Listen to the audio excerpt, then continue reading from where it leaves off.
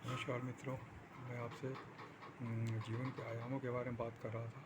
5 आयाम बताया हमने: संबंध, सम्मान, स्वास्थ्य, समय और पैसा। और तीनों को ठीक करने के लिए 3 सबक बताए, जैसे कि लोक व्यवहार या व्यक्तित्व विकास, उत्तम स्वास्थ्य की शिक्षा और आर्थिक आज़ादी। ये 3 चीज़ अपने जीवन में होना चाहिए, वो सीखना है और उसको जीवन में पाना है, ताकि पाँचों आयाम हमारे जीवन में आ जाएं, और तभी हमारा जीवन बेहतर बनेगा और तेज़ी से आगे बढ़ेगा। अब लोक व्यवहार में क्या करते हैं? लोक व्यवहार के बारे में थोड़ा सा मैं आपको बताऊंगा। लोक व्यवहार मतलब लोगों से बात करने का तरीका, लोगों से व्यवहार करने का तरीका। हम लोगों के साथ रहते हैं, समाज में रहते हैं, तो हमको लोगों को बात करने का तरीका सीखना चाहिए, क्योंकि लोग भी हमारी तरह हैं, वो भी हमारी तरह कुछ सीखे नहीं हैं, इसलिए वो भी अपने ढंग से काम करते हैं। इसलिए हम सभी अस्त व्यस्त ढंग से व्यवहार करते हैं, और इसके लिए इसके कारण हमारे संबंध खराब हो जाते हैं। हम अपने बारे में अधिक बात करते हैं। जैसे बताते हैं कि लोक व्यवहार के 2 प्रकार होते हैं। एक होता है मानव स्वभाव और दूसरा होता है मानवीय संबंध। मानव स्वभाव जो होता है वो एक तरह से स्वार्थी है, अपने हित के लिए सोचता है, अपने फ़ायदे के लिए सोचता है। यह मानव मन की सामान्य प्रक्रिया है, सामान्य यह प्रवृत्ति है, ईश्वर का दिया हुआ है। हम सभी महत्वाकांक्षी होते हैं, हम सभी अपना फ़ायदा सोचते हैं, चाहते हैं, और अपनी तारीफ़ सुनना चाहते हैं, अपने को आपको महत्वपूर्ण बताना चाहते हैं। हर आदमी के अंदर ये इच्छा होती है, लेकिन इसके लिए हम अपनी तारीफ़ स्वयं करते हैं। इसलिए हम दूसरे के संबंध में हमारे संबंध खराब हो जाते हैं। सामने वाला भी वही उसी प्रकृति से प्रेरित है, वो भी अपनी तारीफ़ करता है, वो भी अपना फ़ायदा देखता है, सभी अपना अपना फ़ायदा देखते हैं। इसलिए हमें तकलीफ़ होती है, हमें किसी का फ़ायदा नहीं मिल पाता, इसलिए हम लोग परेशान रहते हैं और आपस में झगड़ते रहते हैं, आपस में विवाद होता रहता है, एक दूसरे के प्रति विवाद होता है। हम चाहे जिस संबंध में हों, लेकिन हमारे संबंध अच्छे नहीं होते। हमारे जो रिलेशनशिप है वो बेहतर नहीं होते, पारिवारिक, सामाजिक, हर तरीके से हम लोग एक दूसरे से कटे रहते हैं। दूसरा है मानवीय स्वभाव, मानवीय संबंध। मानवीय संबंध इसका उल्टा है। मानवीय संबंध मतलब दूसरों के बारे में सोचना, दूसरों के महत्व को समझना, दूसरों के भलाई के बारे में सोचना। To help another people to what they want, to help another people what they want to get, then we get what we want.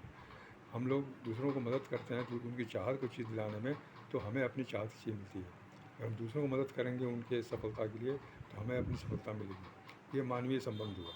इसके बारे में एक छोटी सी कहानी मैं आपको कहना चाहूँगा, जिससे कि ये दोनों जो पक्ष है वो स्पष्ट हो जाए आपको। एक व्यक्ति था जिसकी मृत्यु हो गई, और मृत्यु के बाद वो यमराज के पास गया, और वहाँ पर उसके पाप और पुण्य का हिसाब किताब हुआ। पाप और पुण्य के हिसाब किताब होने पर यमराज ने कहा कि अरे, आपने तो पाप और पुण्य बराबर बराबर किया है, 50-50 दोनों किया है, इसलिए आपको स्वर्ग और नरक दोनों में रहने को मिलेगा। आप पहले कहाँ रहना चाहते हैं बताइए। उसने कहा कि पहले सर हमको स्वर्ग नरक दिखा दीजिए, कैसा होता है, फिर मैं आपको बताऊँगा। तो उन्होंने यमदूत को कहा कि ठीक है, इनको ले जाओ, पहले स्वर्ग नरक दिखा दो, फिर ये उनसे पूछ लो क्या चाहते हैं। यमदूत ने पूछा कि पहले कहाँ चलेंगे, तो उन्होंने कहा कि पहले नरक चलो। नरक में ले गया, तो वहाँ देखा कि एक बहुत बड़ा हॉल है, वहाँ बहुत सारे टेबल लगे हुए हैं, और टेबल पर बहुत सारे खाने की चीज़ें लगी हुई हैं, स्वादिष्ट चीज़ें रखी हुई हैं, और सब वहाँ काफ़ी लोग हैं, भीड़ है, और सबके हाथ में एक एक हाथ का चम्मच है, काफ़ी लंबा चम्मच है। वो जो भी खाना खा रहे हैं चम्मच से, कोई मुंह में नहीं जा रहा है, बल्कि इधर उधर गिर रहा है, दूसरों के कपड़ों पर गिर रहा है, और दूसरे लोग चिल्ला रहे हैं एक दूसरे पर लोग हल्ला कर रहे हैं, शोर मचा रहे हैं, और एक दूसरे को ब्लेम कर रहे हैं। कोई भी वहाँ शांत नहीं है, हर आदमी भूखा है, प्यासा है, सबको कोई भी खाना खा नहीं पा रहा है, इसलिए वो बहुत परेशान है और आपस में झगड़ा कर रहे हैं।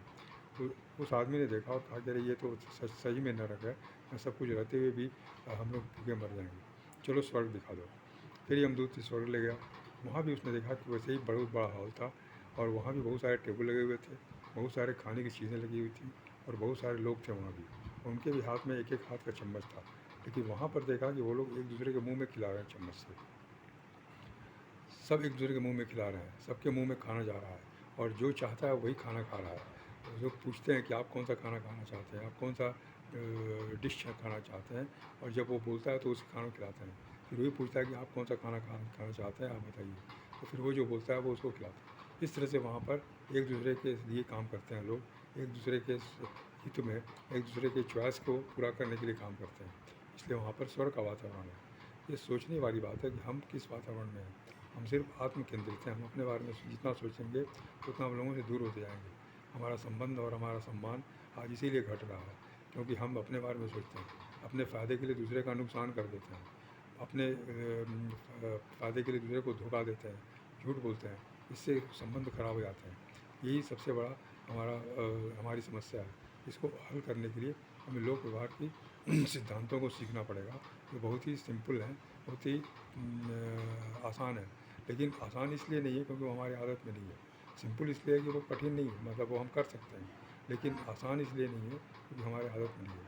हमारी आदत उल्टी बनी हुई है, मानव स्वभाव से प्रेरित है। हमें मानवीय संबंध से प्रेरित होना है। इसके लिए हमें अपने आप को बदलना पड़ेगा, हमारे माइंड को कंडीशन करना पड़ेगा, और इसी के लिए ये पुस्तकें मदद करती हैं। लोक व्यवहार से संबंधित है, लोगों के विचारों के बारे में संबंधित है, लोगों की प्रकृति के बारे में संबंधित है। इस तरह से लोगों के बारे में हम जान करके उनके साथ व्यवहार करेंगे, हमें संबंध भी मिलेंगे अच्छे और सम्मानित भी होंगे। उसी तरह से स्वास्थ्य का जैसे हमने बताया कि स्वास्थ्य जो बहुत ही उत्तम स्वास्थ्य हमें चाहिए। हमारा शरीर 100 साल के लिए बना हुआ है, तो हमें 100 साल तक स्वस्थ होकर जीना है। शुरू के पूर्वज हमारे जो थे वो स्वस्थ रहते थे। बीमार पड़ना अपमान की बात मानी जाती थी और गरीबी का कारण माना जाता, इसलिए लोग बीमार कम पड़ते थे। लेकिन आज के युग में, औद्योगिक युग में और इस IT एज में बीमारियां बहुत तेज़ी से फैल रही हैं क्योंकि हमारे स्वास्थ्य के सारे जानकारियाँ शून्य हैं।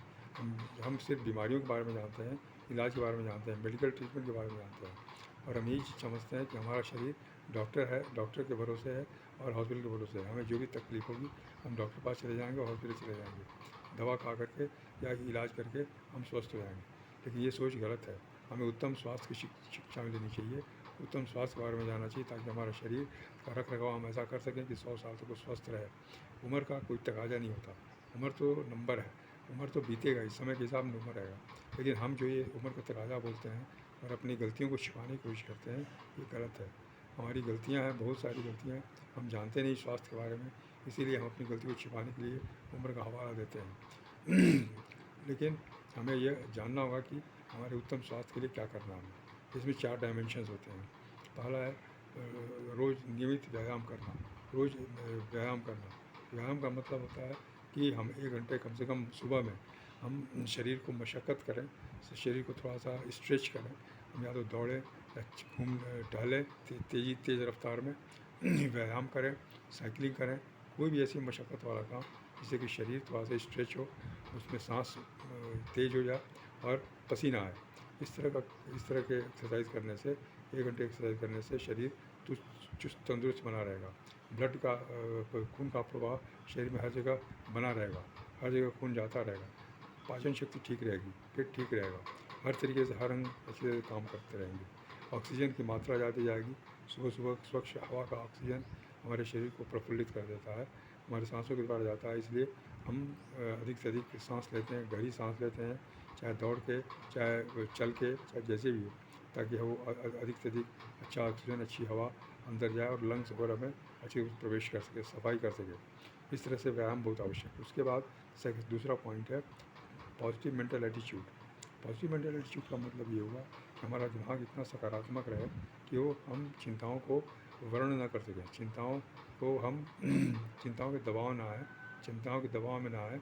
चिंताएँ तो आएंगी, लेकिन हम उन्हें दबा सकते हैं, हम उन्हें हरा सकते हैं, हम उन्हें परास्त कर सकते हैं। ऐसी सकारात्मक सोच हमारे अंदर होनी चाहिए, और इसके लिए एक ही कारण है, हम अच्छी किताबें पढ़ें, अच्छे दिमाग को कंडीशन करें, ताकि हमारा दिमाग सकारात्मक बना रहे, पॉजिटिव बना रहे।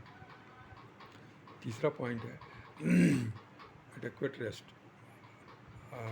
पर्याप्त आराम, पर्याप्त विश्राम। 6 से 8 घंटे की नींद हमारे लिए हर रोज़ ज़रूरी है।